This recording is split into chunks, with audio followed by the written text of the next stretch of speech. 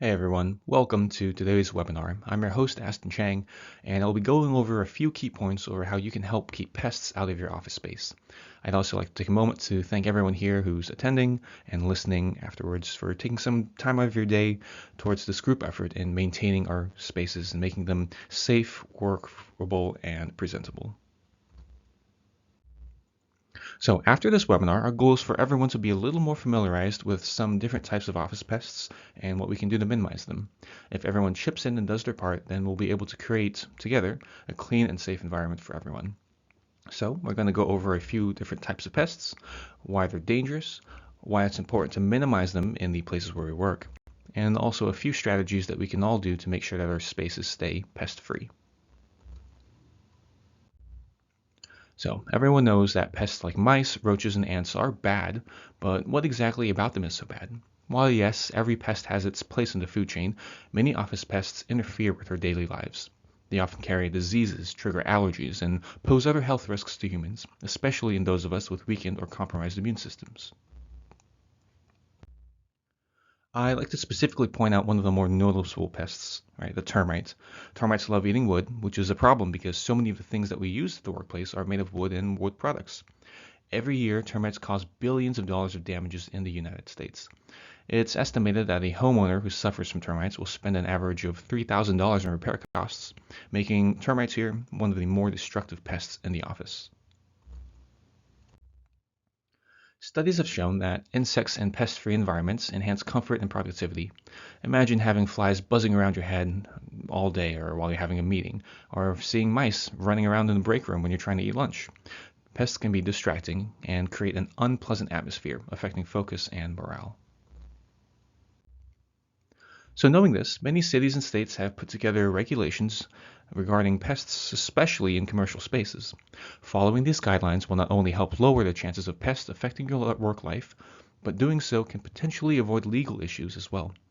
After this webinar, I'll be emailing all of you this presentation, and it's got some links to guidelines specific to your region.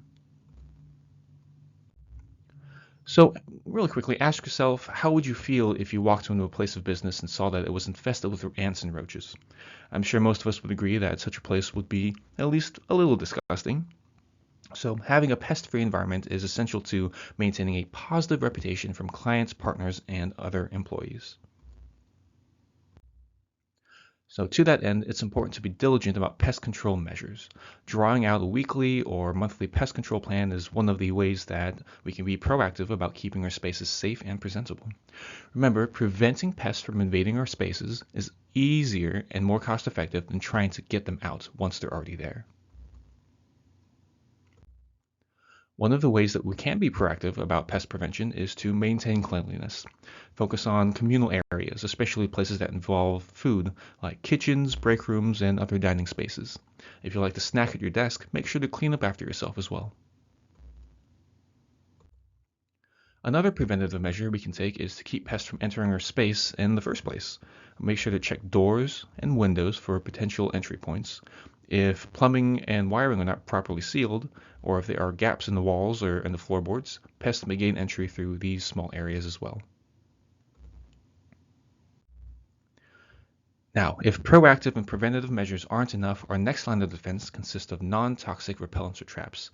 Place these traps near areas of high insect activity and repellents near entry points like windows. However, these tools are more effective for specific and targeted problem areas and may not address the root problems and causes of infestations. So make sure to continue your proactive preventative habits as well as putting in these traps and repellents in order to ensure maximum effectiveness. Finally, if all else fails or if the infestation gets out of hand, let the professionals handle it. While calling in an exterminator may be costly, they'll be able to more effectively handle your pest problem, especially if the cause of the infestation is difficult to discern, hard to reach, or too severe. Your organization will have procedures in place, so make sure to bring the issue of pests up to your supervisor or HR representative before it's too late. Each of these pest control solutions is most effective when used with each other. If we all pitch in and do our part, we can make sure that our workspace is clean and safe for everyone. And That ends today's presentation. As I mentioned before, I'll be sending up a follow-up email with information about your local pest control laws, as well as your organization's procedures when calling in a professional exterminator. In that email, there will be a short 2-minute survey, and we'd greatly appreciate it if you took some time to help us out and tell us your thoughts about what we've covered here today. Thanks again for doing your part, and together we can create a safe place free of pests.